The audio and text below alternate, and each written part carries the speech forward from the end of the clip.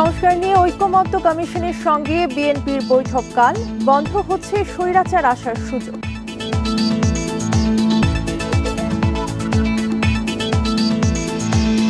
ঢাকা বিশ্ববিদ্যালয়ে গণ অভ্যুত্থানে নিহত হাসানের জানাজা, কফিন মিছিলে আওয়ামী লীগ নিষিদ্ধের দাবি।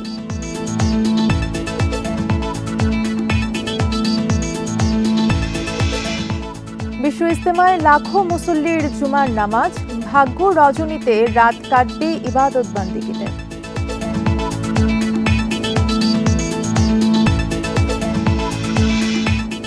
নাচে গানে বসন্ত বরণ, ঢাকার চারুকলা সহ বিভিন্ন জেলায় প্রাণোচ্ছ্বাসে মেতে ওঠেন তরুণ তরুণীরা।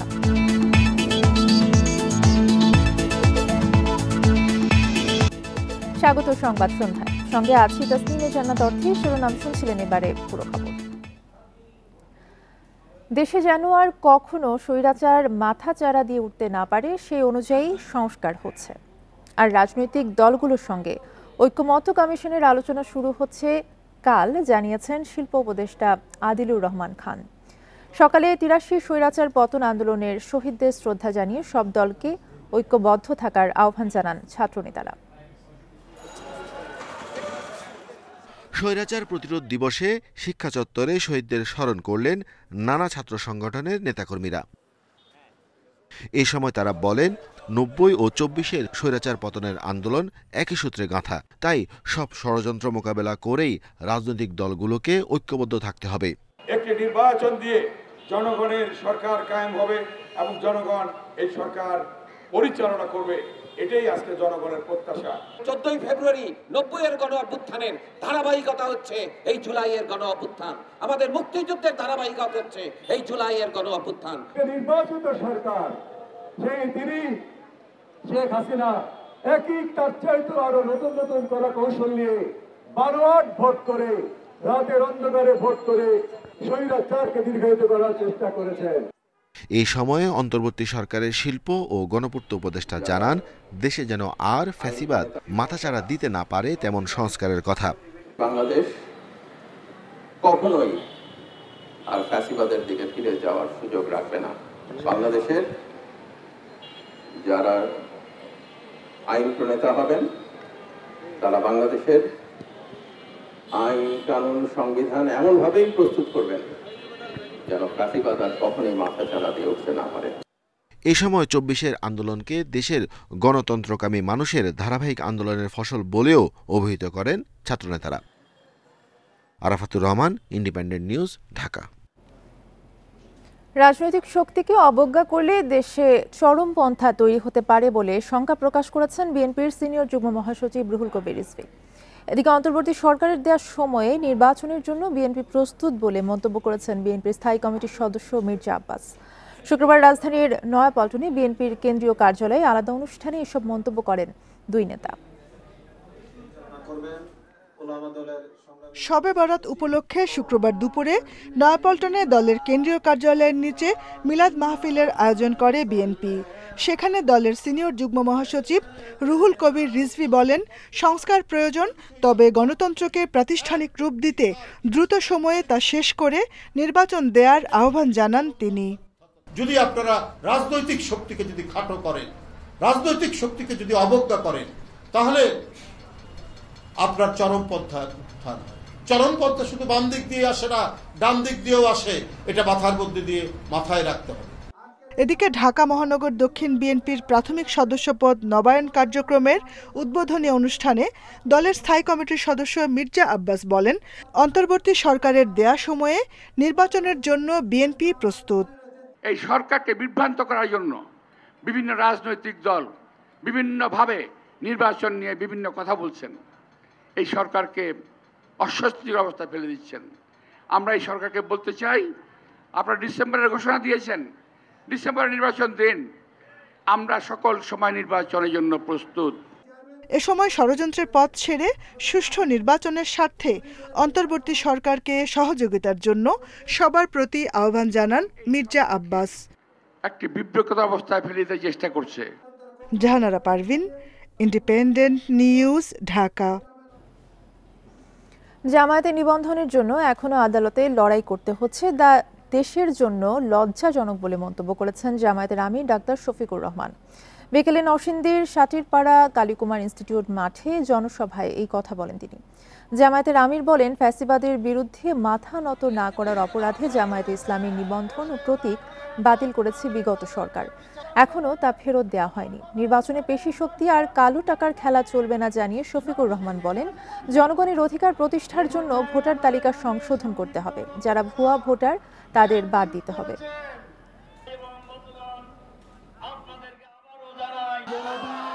ফ্যাসিবাদ আপাতত বিদায় নিয়েছে, নিবন্ধনটা আমরা এখনো ফিরে পাইনি। এখন সেই নিবন্ধন ফিরে পাওয়ার জন্য আমাদেরকে আদালতে লড়াই করতে হচ্ছে। এটি বাংলাদেশের জন্য লজ্জার বিষয়। ৫ আগস্ট রাজধানীর যাত্রাবাড়িতে পুলিশের গুলিতে নিহত হাসান মিয়ার পরিচয় নিশ্চিত হওয়ার পর আজ জানাজা অনুষ্ঠিত হয়েছে। জুমার নামাজের পর ঢাকা বিশ্ববিদ্যালয়ের রাজু ভাস্কর্যের সামনে তার জানাজা অনুষ্ঠিত হয়। জানাজার পর পরিবারের কাছে মরদেহ হস্তান্তর করা হয়। এরপর রাজু ভাস্কর্যের সামনে আওয়ামী লীগকে নিষিদ্ধের দাবিতে বের করা হয় কফিন মিছিল। পরে মিছিলটি ভিসি চত্বরে এসে শেষ হয়। গত ৭ মাস ঢাকা মেডিকেল কলেজ মর্গে পড়ে থাকার পর ডিএনএ পরীক্ষার মাধ্যমে হাসানের পরিচয় শনাক্ত হয় বৃহস্পতিবার। হাসানের পরিবার জানায়, গত ৫ আগস্ট থেকে নিখোঁজ ছিলেন হাসান। পরিবার বিভিন্ন জায়গায় খোঁজ করলেও তার সন্ধান মেলেনি। পরে সম্প্রতি বৈষম্য বিরোধী ছাত্র আন্দোলনের পক্ষ থেকে তার বাবা জানতে পারেন ছেলের মরদেহ ঢাকা মেডিকেলের মর্গে আছে। পরে সেখানে গিয়ে ছেলের মরদেহ শনাক্ত করেন তিনি।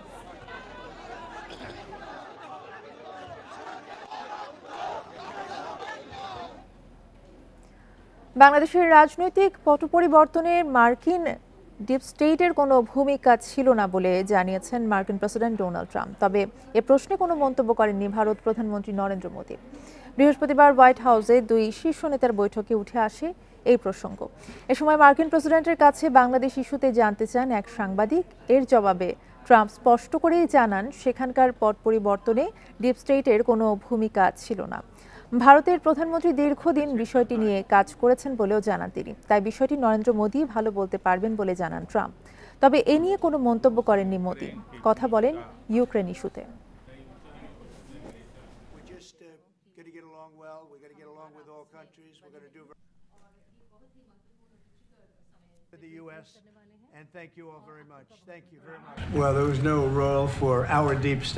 আমাদের ডিপ স্টেটের কোনো ভূমিকা ছিল না। ভারতের প্রধানমন্ত্রী নরেন্দ্র মোদী বিষয়টি নিয়ে কাজ করছেন। এটা নিয়ে ভারত লম্বা সময় ধরে কাজ করছে। আমি তেমনটাই জেনেছি, তাই বিষয়টি আমার চেয়ে তিনিই ভালো জানেন। আজ পবিত্র শবে বরাত। আরবি শাবান মাসের 14 তারিখ রাত সৌভাগ্যের রজনী হিসেবে পালন করেন মুসলিমরা। ফার্সি শব্দ অর্থ হচ্ছে রাত, আর বরাত শব্দের অর্থ হচ্ছে সৌভাগ্য। আরবিতে বলে লাইলাতুল বারাত বা সৌভাগ্যের রাত। এই রাতে ধর্মপ্রাণ মুসলিমরা পরম করুণাময় মহান আল্লাহর অনুগ্রহ লাভের আশায় নফল নামাজ, কোরআন তিলাওয়াত এবং জিকিরে মগ্ন থাকেন। অতীতের পাপ এবং অন্যায়ের জন্য ক্ষমা প্রার্থনা এবং ভবিষ্যৎ জীবনের কল্যাণ কামনা করে মোনাজাত করেন। এছাড়া পবিত্র শবে বরাতকে কেন্দ্র করে বাড়িতে নানা রকমের খাবার তৈরির প্রচলন রয়েছে। এসব খাবার আত্মীয় স্বজন, প্রতিবেশী এবং গরিব দুঃখীর মধ্যে বিতরণ করা হয়। সন্ধ্যার পর অনেকে কবরস্থানে আপনজনদের আত্মার মাগফিরাত কামনায় দোয়া করেন।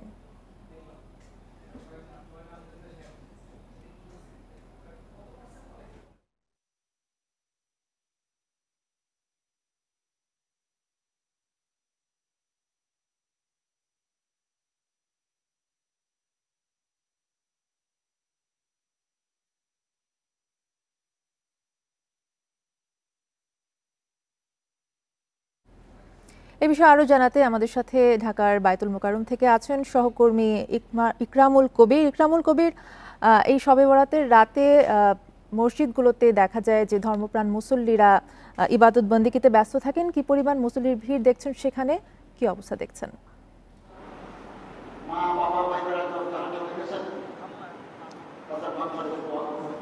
সন্ধ্যার পর অর্থাৎ মাগরিবের নামাজের পরই কিন্তু বাইতুল মোকাররমে এই লাইলাতুল বরাতকে কেন্দ্র করে যে আয়োজন সেটি কিন্তু শুরু হয়েছে এবং আপনারা দেখতে পাচ্ছেন প্রচুর পরিমাণ মুসল্লি কিন্তু এখন বাইতুল মোকাররমে এসেছেন এবং এখন একটি ওয়াজ চলছে যেখানে বক্তব্য রাখছেন অন্তর্বর্তী তৎকালীন সরকারের যে ধর্ম উপদেষ্টা খালিদ হোসেন, তিনি এখন আসলে বক্তব্য রাখছেন এখানে মুসল্লিদের উদ্দেশ্যে এবং জরুরি ওয়াজ নসিহত তিনি করছেন যে আসলে এরকম একটি গুরুত্বপূর্ণ রাতকে কিভাবে গুরুত্ব দিতে পারে মুসল্লিরা এবং কিভাবে আসলে এই রাতের যে মূল উদ্দেশ্য সেটি আসলে হাসিল করা যায় সে বিষয়ে কিন্তু আসলে তিনি নসিহত করছেন এখানে যারা মুসল্লি রয়েছেন।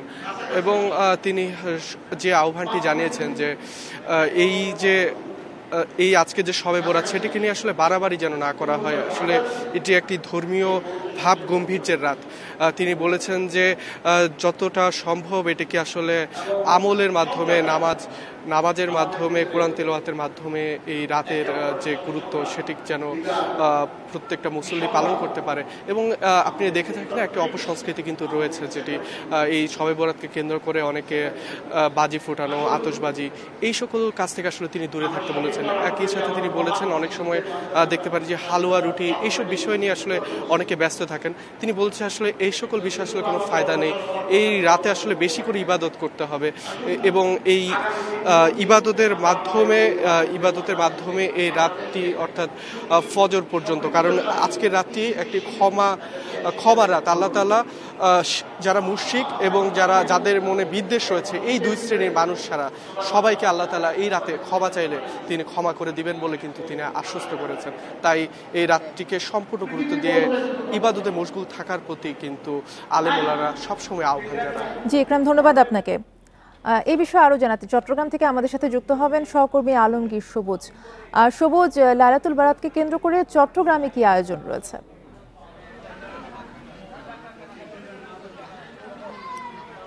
আমরা আসলে যেটা শুনছিলাম এতক্ষণ ঢাকার বাইরে আসলে লাইলাতুল বারাত কিংবা শবে বরাতে চট্টগ্রামের প্রেক্ষাপট একটু ভিন্ন। এখানে আমরা প্রতি বছর আমরা যেটা দেখি সাধারণ মানুষ মুসল্লিরা মসজিদে ইবাদত করেন, বাড়িতে ইবাদত করেন। এর পাশাপাশি চট্টগ্রামে মসজিদ এবং বাড়ির পাশাপাশি মানুষ চট্টগ্রামে যেহেতু ধর্মপ্রাণ মুসল্লিরা একটু দরগা ভিত্তিক তারা পছন্দ করেন। আমরা দেখেছি বিভিন্ন মাজার, মসজিদ এবং দরগাহে হাজার হাজার মানুষ তারা আল্লাহর নৈকট্য লাভের আশায় সেখানে সমবেত হন।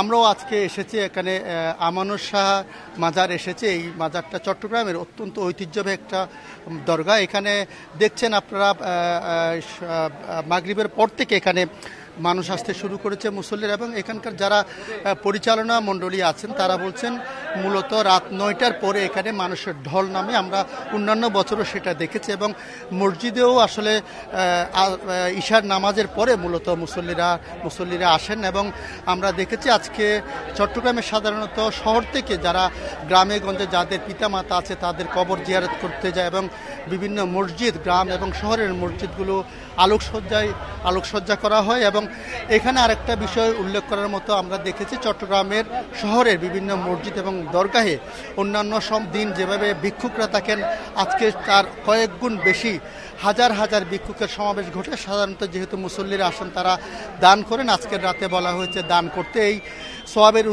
সোয়াবের আশায় মানুষ এখানে দান করেন এবং ইবাদত করেন, ওয়াজ নসিহত করেন এবং মূলত চট্টগ্রামের মানুষরা যেটা করেন এবং যারা মৌলানা আছেন তারা বলছেন আজকের দিনে বেশি ইবাদত করতে, আল্লাহর কাছে ক্ষমা প্রার্থনা করতে এবং এখানে দরকারে দেশের শান্তি রক্ষায় এখানে বিশেষ মোনাজাত করা হবে বলে আমাদেরকে জানানো হয়েছে। আপনাকে আমাদের দুজনকে ধন্যবাদ। ঢাকার বায়তুল মোকাররম এবং চট্টগ্রাম থেকে জানাচ্ছিলেন আমাদের সহকর্মীরা। টঙ্গীর তুরাগ তীরে বিশ্ব ইজতেমার ময়দানে একসঙ্গে জুমার নামাজ আদায় করেছেন লাখো মানুষ। বড় জামাতে অংশ নিতে পেরে সন্তোষ প্রকাশ করেন মুসল্লিরা। দেশজাতির মঙ্গল কামনায় হয় বিশেষ দোয়া। শবে বরাতের রাতেও ময়দান পরিপূর্ণ থাকবে বলে আশা আয়োজক কমিটির। টঙ্গী তুরাগ তীরে দেশ বিদেশে লাখো মানুষ অংশ নিয়েছেন বিশ্ব ইজতেমার তৃতীয় পর্বে। বাদ ফজর থেকেই জিকির, আশকার আর ইবাদত বন্দিগিতে মশগুল থাকেন মুসল্লিরা। আর জুমার নামাজের আগেই ময়দান পরিণত হয় জনসমুদ্রে। জুমার নামাজে অংশ নেন লাখো মুসল্লি। ওই সময় ইজতেমার ময়দান ছাপিয়ে আশপাশের সড়কগুলোতে ছড়িয়ে পড়েন মুসল্লিরা।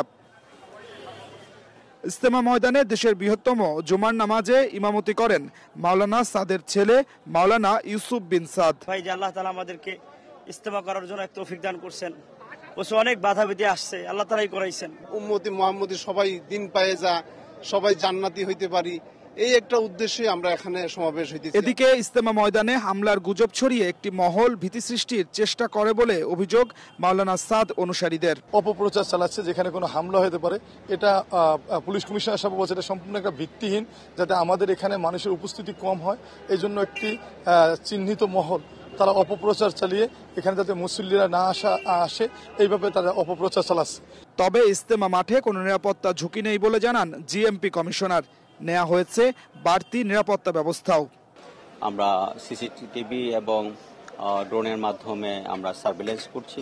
আমরা সাদা পোশাকেও প্রচুর পরিমাণে ফোর্স নিয়োগ করেছি, যাতে এই কোনো দুষ্কৃতিকারী যদি ঢুকে যায় তাদেরকে আমরা চিহ্নিত করার জন্য। শুক্রবার বাদ ফজর ভারতের নিজামুদ্দিনের মাওলানা আব্দুস সাত্তারের আম্বয়নের মধ্য দিয়ে শুরু হয় আনুষ্ঠানিকতা। রোববার আখিরি মোনাজাতের মধ্য দিয়ে শেষ হবে এবারের 58তম বিশ্ব ইজতেমা। টঙ্গীর তুরাগ তীরে চলছে মাওলানা সাদ অনুসারীদের বিশ্ব ইজতেমার ৩য় পর্ব। রোববার আখিরি মোনাজাত পরিচালনা করবেন মাওলানা সাদের বড় ছেলে মাওলানা ইউসুফ বিন সাদ। এখানে আসা মুসল্লিরা বলছেন, তাবলীগ জামাত নিয়ে যে ভেদাভেদ তৈরি হয়েছে তা দ্রুত নিরসন করে এক হোক বিশ্ব ইজতেমার ময়দান। আদিলুর রহমান, ইন্ডিপেন্ডেন্ট নিউজ, টঙ্গী, গাজীপুর। ফাল্গুনের আভায় বর্ণিল রাজধানী। ঋতুরাজকে বরণে চারুকলার বকুলতলায় হয়েছে বসন্ত উৎসব। বড়দের সঙ্গে তাতে সামিল হয়েছেন শিশু কিশোররাও। এছাড়া পুরো বিশ্ববিদ্যালয় এলাকায় ছিল রঙের ছটা। চোখে পড়ার মতো ভিড় ছিল ফুলের দোকানে।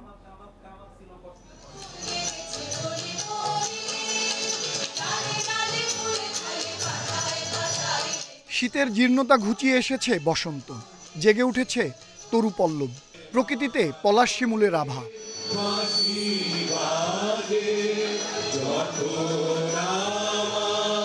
ঋতুরাজকে বরণে ঢাকা বিশ্ববিদ্যালয়ের চারুক বসন্ত উৎসব।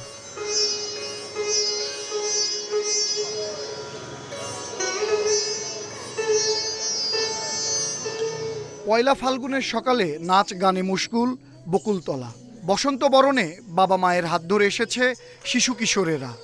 আমরা সবাই এখানে এসেছি নৃত্য করতে, অনুষ্ঠান উপভোগ করতে। মা বাবার সাথে এসেছি, আমি যে চারুকলা এসেছি, আর বসন্ত উৎসব হবে, নাচ গান হবে, এগুলো দেখব।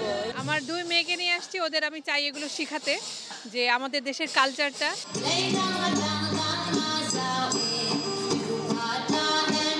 আয়োজকেরাও বলছেন এই দিনটিকে স্বাগত জানাতে উদ্গ্রীব হয়ে থাকেন নগরবাসী। সারা পৃথিবীতে আছে বকুলতলা বসন্ত উৎসবের একটি আলাদা মাত্রা আছে। এই মাত্রাটা আমি সারা পৃথিবীতে দিতে চাই, আমাদের সমাজের কাছে দিতে, একেবারে ছোট ছোট বাচ্চাদের কাছে একেবারে শিশু মনে ঢুকিয়ে দিতে চাই। চারুকলা ছাড়াও বসন্তের ছোঁয়া লেগেছিল গোটা বিশ্ববিদ্যালয় এলাকায়। চোখে পড়ার মতো ভিড় ছিল ফুলের দোকানে। ভালোবাসার জন্য বাঙালি কালচার বিদেশি কালচার কেন লাগবে? ভালোবাসা সবার জন্য। ভালোবাসা তো সার্বজনীন এবং এটা প্রতিদিনই ভালোবাসা, নির্দিষ্ট কোনো দিন বা ক্ষণ স্পেসিফিকভাবে ভালোবাসা হয় না। শীতের নির্জনতার খোলস ভেঙে বসন্ত প্রকৃতিতে ফিরিয়ে আনে নতুন কুড়ি, দেয় নবপ্রাণ। বসন্ত আর ভালোবাসার মিশেলে দিনটি উদযাপন করছে নগরবাসী। এই উৎসব অসাম্প্রদায়িক চেতনায় নতুন মাত্রা যোগ করবে, এমন প্রত্যাশা সবার। আনোয়ার সাদাত নূর, ইন্ডিপেন্ডেন্ট নিউজ, ঢাকা। বাংলাদেশের ভেতরে ঢুকে 5 বাংলাদেশি কৃষককে পেটানোর অভিযোগ উঠেছে বিএসএফ এর বিরুদ্ধে। দুপুরে কুড়িগ্রামের ফুলবাড়ী উপজেলার বালাতারি সীমান্তে এই ঘটনা ঘটে। স্থানীয়রা জানান, দুপুরে ভারতের নারায়ণগঞ্জ 138 ব্যাটালিয়নের বিএসএফ সদস্যরা কাঁটাতার পার হয়ে বাংলাদেশের প্রায় 500 গজ ভেতরে প্রবেশ করে। এ সময় স্থানীয় কৃষকেরা প্রতিবাদ করলে দুই পক্ষের কথা কাটাকাটি হয়। পরে বিএসএফ সদস্যরা লাঠিচার্জ শুরু করলে শামসুল হক, জাবেদ আলী, তাজুল ইসলাম, কাশেম আলী ও রিপন নামের 5 বাংলাদেশি আহত হন। এ সময় স্থানীয়রা লাঠি হাতে জড়ো হতে শুরু করলে স্থান ত্যাগ করে বিএসএফ সদস্যরা। বিষয়টি খতিয়ে দেখা হচ্ছে বলে জানিয়েছে বিজিবি।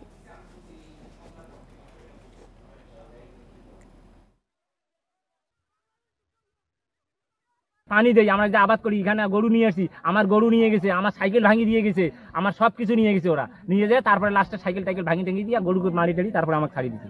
ভারতীয় বিএসএফ যাতে বাংলাদেশের ভিতরে ঢুকে কাউকে দখলদারিত্ব করতে না পারে, আমরা সেই বিচার চাই। অপারেশন ডেভিল হান্টে গাজীপুর, লক্ষ্মীপুর ও বাগেরহাট সহ 6 জেলায় আরও 55 জনকে গ্রেফতার করেছে যৌথ বাহিনী। বৃহস্পতিবার মধ্যরাত থেকে শুক্রবার সকাল পর্যন্ত অভিযানে গাজীপুর মহানগর পুলিশ গ্রেফতার করেছে 15 জনকে, আর জেলা পুলিশ 8 জনকে গ্রেফতার করে। এ নিয়ে গাজীপুরে 6 দিনে গ্রেফতার 357 জন। বাগেরহাটে আওয়ামী লীগের 6 নেতাকর্মীকে গ্রেফতার করেছে যৌথ বাহিনী। তাদের বিরুদ্ধে ছাত্র আন্দোলনে হামলা, চাঁদাবাজি সহ একাধিক মামলা রয়েছে। লক্ষ্মীপুরে অভিযানে গ্রেফতার হয়েছে 5 জন। এই নিয়ে জেলায় মোট গ্রেফতার 41 জন। এছাড়া মেহেরপুরে 4, পিরোজপুরে 5 ও খাগড়াছড়িতে 12 জনকে গ্রেফতার করেছে যৌথ বাহিনী।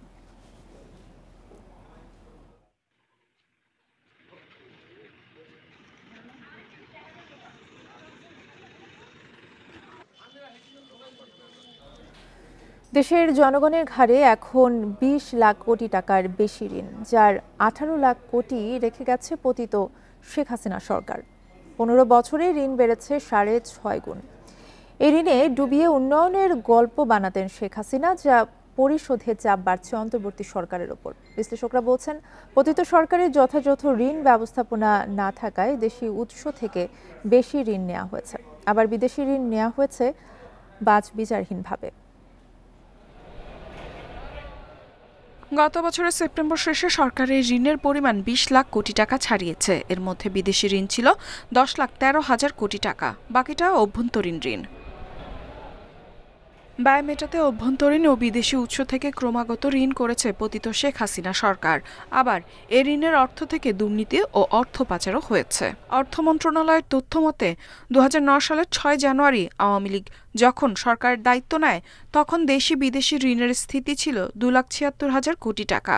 2023-24 অর্থ বছর শেষে শেখ হাসিনা জাতির কাঁধে রেখে যায় 18,32,000 কোটি টাকার ঋণের বোঝা। এর মধ্যে অভ্যন্তরীণ ঋণ ছিল 10,20,000 কোটি টাকা।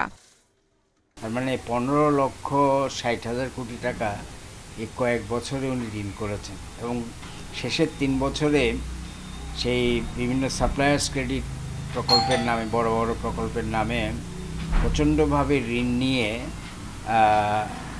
মানে ঋণকে $100 বিলিয়ন পার করে দিয়েছে। অতএব এই যে একটা ঋণের সাগরে ডুবিয়ে খামখেয়ালি কতগুলো মেগা প্রকল্পের মাধ্যমে যে উন্নয়নের গল্প রচনা করেছেন। অর্থনীতিবিদরা বলছেন, গত 5 আগস্ট পালিয়ে যাওয়ার আগে হাসিনা প্রতি বছর মাথা পিছু জিডিপির উচ্চ প্রবৃদ্ধি দেখিয়েছেন, যাকে জনগণের সঙ্গে বড় ধরনের প্রতারণা বলে মনে করেন তারা। হাসিনার শাসনামলে নেওয়া হয় একের পর এক মেগা প্রকল্প।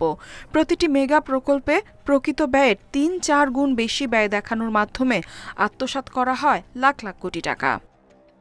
অর্থগুলো আত্মসাৎ করে বিদেশে নেওয়া হয়েছে, তার বিরুদ্ধে অন্তত ব্যাংকিং সেক্টর যাতে কলাপস না করে, একটা মেলডাউনের সৃষ্টি না হয়, সেজন্য বর্তমান সরকার চেষ্টা করে যাচ্ছে। বর্তমান যে বাংলাদেশ ব্যাংকের গভর্নর, তিনি খুব সাহসী পদক্ষেপ নিয়ে মোটামুটি ব্যাংকিং সেক্টরে একটা স্বস্তির আবহাওয়া ফিরিয়ে এনেছেন, কিন্তু অর্থনীতিতে প্রবৃদ্ধি অনেক কমে যাবে। বিশাল অঙ্কের ঋণের স্থিতি পরিশোধের দায় মেটাতে কমপক্ষে আগামী 1 দশক দেশের অর্থনীতি বিপর্যয়কর পরিস্থিতিতে ডুবে থাকবে বলে আশঙ্কা বিশ্লেষকদের। ইফাত আরা, ইন্ডিপেন্ডেন্ট নিউজ। এই ছিল এখনকার সংবাদের সাথে থাকার ধন্যবাদ সবাইকে।